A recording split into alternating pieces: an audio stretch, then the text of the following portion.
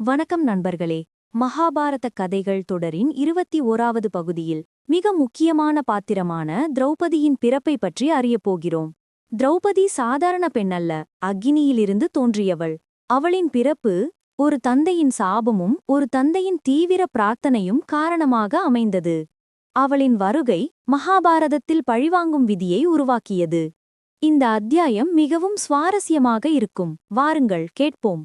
மகாபாரதம் தொடரின் இந்த பகுதியில் குருவம்சத்தையும் துரோணரையும் பழிவாங்க தனது தந்தைக்கு உதவும் ஒரு கருவியாக திரௌபதி பிறப்பெடுப்பதை விளக்குகிறார். தன்னை அவமானப்படுத்திய துருபதனை பழிவாங்க சபதம் செய்த துரோணர் பரசுராமரிடம் அஸ்திரங்களைப் பெற்றுக்கொண்டு ஹஸ்தினாபுரம் வந்து கௌரவர்களுக்கும் பாண்டவர்களுக்கும் பல்வேறு போர்க்கலைகளில் பயிற்சியளிக்க துவங்கினார். ஒரு குறிப்பிட்ட அளவு தேர்ச்சியடைந்து அவர்கள் தங்களின் குருவுக்கு ஏதாவது அர்ப்பணிக்க விரும்பியபோது முதல் காரியமாக துரோணர் துருபதனை சிறைப்பிடித்து வர கேட்டார். வேறு எந்த காரணமும் இல்லாமல் பாஞ்சால தேசத்தின் தலைநகரமான காம்பில்யா மீது தாக்குதல் தொடுத்தார்கள் கௌரவர்கள் மற்றும் பாண்டவ அரசகுமாரர்கள். உற்சாகமாக தாக்குதலை துவங்கினார்கள் கௌரவ சகோதரர்கள். பாண்டவர்கள் பின்தங்கியிருந்து கவனித்தார்கள். தாக்குதலை சற்றும் எதிர்பார்க்கவில்லை துருபதனின் படை. எந்த காரணமும் இல்லாமல் திடீரென இவர்கள் ஏன் கிளம்பி வந்து தங்கள் நகரை தாக்குகிறார்கள் என்பதும் அவர்களுக்கு புரியவில்லை.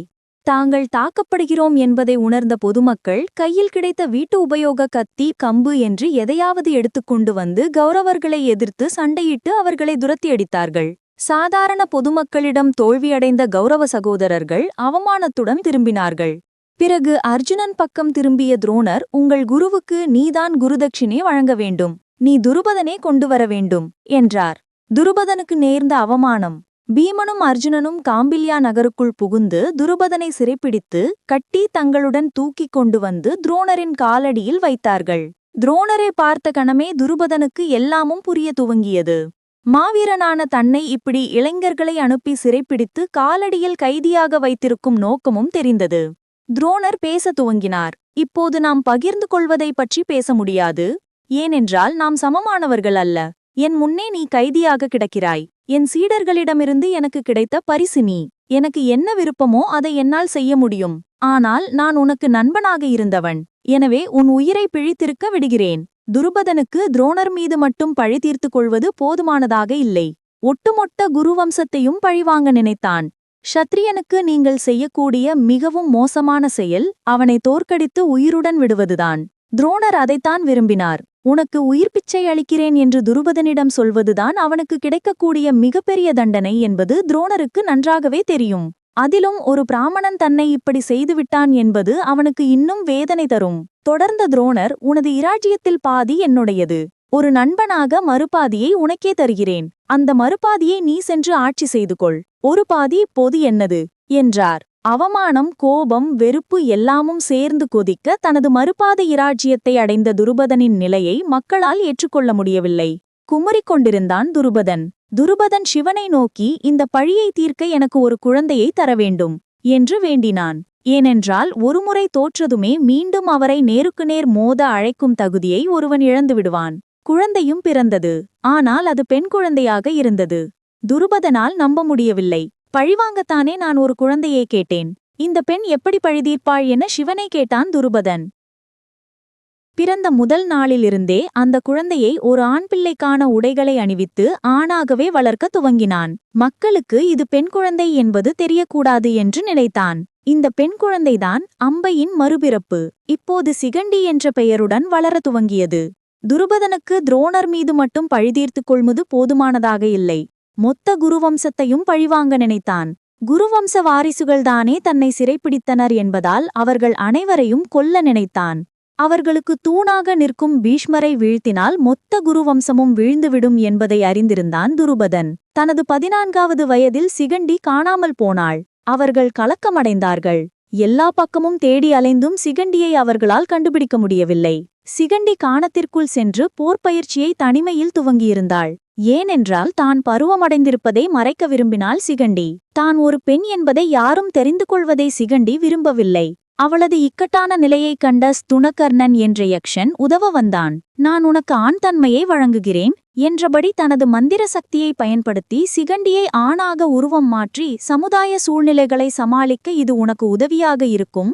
ஆனால் நிஜத்தில் நீ பெண்ணாகவே இருப்பாய் என்றான். நெருப்பிலிருந்து தோன்றியவள்.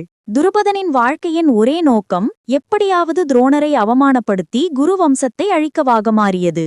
துரோணரை வீழ்த்தி குருவம்சத்தை அழிக்கும் வல்லமையுடைய பிள்ளைகள் தனக்கு பிறக்கும்படியான யாகத்தை யாராவது செய்து தருவார்களா என்று தேடத் துவங்கினான். தனக்காக புத்திர கர்ம யாகம் செய்விக்க அனப்பெயர் பெற்றிருந்த ஜயா உபஜயா என்னும் இரு தாந்திரீகர்களை அணுகினான். யாகத்தில் துரோணரை வெல்லும் வல்லமையுடைய ஒரு மகனும் குருவம்சத்தை பிளவுபடுத்தும் ஒரு மகளும் எனக்கு வேண்டும் என வேண்டிக் கொண்டான் துருபதன்.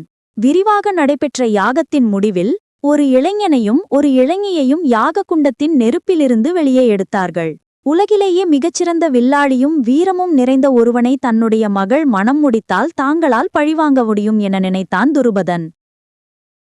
தகுதியான வீரனை தேடிய துருபதனால் துரோணரை வெல்லும் வல்லமையுடைய ஒருவனை கண்டுபிடிக்க முடியவில்லை. அப்போதுதான் கிருஷ்ணர் அதுவரை வெற்றியடைந்திருந்த போர்களின் தகவல் அறிந்தான் துருபதன். மதுரா நகரை ஜராசந்தனின் படை 17 முறை தாக்கியிருந்தது. யாதவ படைபலம் ஜராசந்தனின் படையில் 10ல் 1 பங்கே இருந்தபோதும் கிருஷ்ணரும் பலராவனும் இணைந்து வீரத்துடனும் தீரத்துடனும் போரிட்டு தங்கள் படையினருக்கு உற்சாகம் மூட்டி ஒவ்வொரு முறையும் ஜராசந்தனையும் அவனுடைய படையையும் துரத்தி அடித்தார்கள்.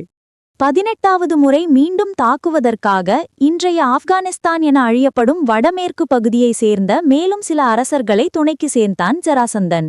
அவரவர் படையுடன் வந்து எல்லா திசையிலும் மதுரா நகரை அனைவரும் சேர்ந்து சூழ்ந்து கொண்டார்கள். பெரும் எண்ணிக்கையிலான ஒரு மாபெரும் படை தங்களை சூழ்ந்திருப்பதை பார்த்த கிருஷ்ணர் அங்கே இருந்து எதிர்த்தாக்குதல் நடத்த முயன்றால் யாதவ இனமே அழிந்துவிடும் அபாயத்தை பார்த்தார். எனவே யாதவ மக்கள் அனைவரும் கால்நடையாக அங்கிருந்து கிளம்பி 1300 கிலோமீட்டர் தொலைவில் இருந்த குஜராத்தில் இருந்த துவாரகை நோக்கி பயணம் பட வேண்டும் என்று வலியுறுத்தி அனைவரையும் சமாதானம் செய்தார். தங்களின் குடியிருப்பை விட்டு அகதிகளாக வெளியேறி ராஜஸ்தானின் பாலைவன பகுதியை கடக்க முடியாமல் நூற்றுக்கணக்கான மக்கள் வழியிலே இறக்கவும் நேர்ந்தது. யாதவர்கள் புதிதாக ஒரு நகரை நிர்மாணிக்கும் திட்டத்துடன் தான் கிளம்பினார்கள். ஆனால் அங்கு சென்றதும் ஒரு சிறு தீவில் தங்களுக்கு ஏற்றதாக இருந்த ஒரு இடத்தில் ஏற்கனவே நன்றாக நிர்மாணிக்கப்பட்ட நகரை கண்டார்கள். தங்களுக்கு ஏற்ற இடம் இதுவே என முடிவெடுத்த கிருஷ்ணர் பலராமனுக்கு அந்நகரை ஆண்டு வந்த ரேவதன் என்னும் அரசனின் மகளான ரேவதியை திருமணம் செய்து யாதவ குலத்தினருக்கு உறவு பாலம் ஏற்படுத்தினார். யாதவர்கள் நகரில் குடியேறியதும் சுற்றிலிருந்த சிற்றரசுகளை எளிதாக கைப்பற்றினார் கிருஷ்ணர். எங்கே போர் தேவைப்பட்டதோ அங்கே போரிட்டு வென்றார். எங்கெல்லாம் திருமணம் மூலம் அந்த ராஜ்யங்களை இணைத்துக் கொள்ளும் வாய்ப்பு இருந்ததோ அந்த பகுதியில் அமைதி நிலைநாட்ட அந்நாட்டின் இளவரசியை திருமணம் செய்து கொண்டார். அத்தகைய காலத்தில் குடும்ப உறவுகள் மிகவும் முக்கியமானதாக இருந்ததும் எதிர்த்தரப்பினருடன் அமைதி ஏற்படுத்திக் கொள்ள திருமணங்கள்தான் ஒரே வாய்ப்பாகவும் இருந்தது. உங்கள் மகளை ஒருவருக்கு திருமணம் செய்துவிட்டால் அதற்கு பிறகு உங்கள் மாப்பிள்ளை மீதே நீங்கள் போர் தொடுக்க முடியாதுதானே. மாபெரும் வீரனான ருக்மியை வென்று அவனது சகோதரி ருக்மிணியை கடத்தி வந்தார் கிருஷ்ணர். சேடி நாட்டின் காளை என அறியப்பட்ட சிசுபாலனை வென்றார். ஒருமுறை ஜராசந்தனுடன் நேருக்கு நேர் மோத நேர்ந்தபோது அவனை அவமானப்படுத்தி துனத்தியும் இருந்தார். இப்படியாக கிருஷ்ணரின் வீரமும் தீரமும் பாராட்டப்பட்டு பரவலாக பேசப்பட்டு வந்தது. அபாயகரமான அழகு. தனது மகளுக்கு ஏற்ற மணமகன் கிருஷ்ணர்தான் என நினைத்தான் துருபதன். தனது மகளை மணம் முடிக்க கொள்ள தூது அனுப்பி வைத்தான். அழைப்பை தவிர்க்க முயன்றார் கிருஷ்ணர். இதில் பிரச்சனை என்னவென்றால் நேரடியாக மறுத்தால் தன்னை அவமானப்படுத்தியதாக நினைத்து போருக்கு அழைப்பான். திரௌபதியை மணம் முடிக்க விரும்பாத கிருஷ்ணர் அந்த சூழ்நிலையிலிருந்து லாவகமாக தன்னை விடுவித்துக் கொண்டார். நான் வெறும் மாட்டுக்காரன்தானே, அரசியான திரௌபதியை நான் எப்படி மணம் முடிப்பேன் என்று நழுவினார். கிருஷ்ணர் பல இளவரசுகளை மணம் முடிக்கிருந்தாலும் திரௌபதி அவர்களில் தனித்து நின்றாள். உலகிலேயே மிக அழகானவள் என்று புராணங்களில் வர்ணிக்கப்படுகிறாள் திரௌபதி. கருமையான மின்னும் மேனியுடையவளாக குறிப்பிடுவதுடன் ஒரு பெண் இவ்வளவு பேரழகு கொண்டிருந்தால் அவள் நிச்சயமாக பிரச்சனைகளை கொண்டு வருவாள். அவளுக்காக மற்றவர்கள் மோதிக்கொள்வார்கள், நாடுகள் பிளவுபடும், சகோதரர்களே மோதிக்கொள்வார்கள், மோசமான சம்பவங்கள் நிகழும் என்றும் குறிப்பிடப்பட்டுள்ளது.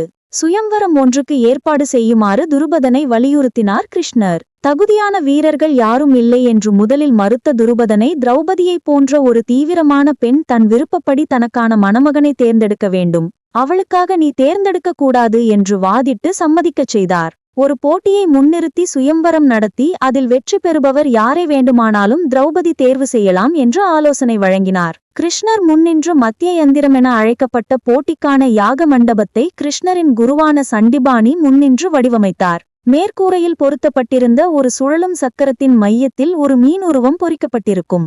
மத்ஸ்ய யந்திரம் என அழைக்கப்பட்ட அதன் பிம்பத்தை கீழே வைக்கப்பட்டுள்ள எண்ணெய் பாத்திரத்தில் பார்த்தபடி மேலே சுழலும் சக்கரத்தில் உள்ள மீன் உருவத்தின் கண்ணை துளைக்க வேண்டும். யாரொருவர் இலக்கை துளைக்கிறாரோ அவரை திரௌபதி தேர்வு செய்தால் அவருக்கு மனம் முடிக்க வாய்ப்பு கிடைக்கும். நீண்ட நேரம் விவாதித்த பிறகு கிருஷ்ணரின் ஆலோசனையை ஏற்று திரௌபதியை மனம் முடிப்பதற்கான சுயம்வரத்தை அறிவித்தான் துருபதன். இதுதான் திரௌபதியின் பிறப்பு. பழிவாங்கவே உருவாக்கப்பட்ட ஒரு ஆச்சரியம். அவளின் வாழ்க்கையும் அவளின் சபதமும் மகாபாரதத்தின் முக்கிய காரணிகளில் ஒன்றாக ஆனது. இந்த கதை உங்களுக்கு பிடித்திருந்தால் லைக் செய்யவும், சப்ஸ்கிரைப் செய்யவும், உங்கள் நண்பர்களுடன் பகிரவும் மறக்காதீர்கள். அடுத்த பகுதியில் மகாபாரதத்தின் இன்னொரு ஆழமான அத்தியாயத்துடன் சந்திப்போம். நன்றி, வணக்கம்.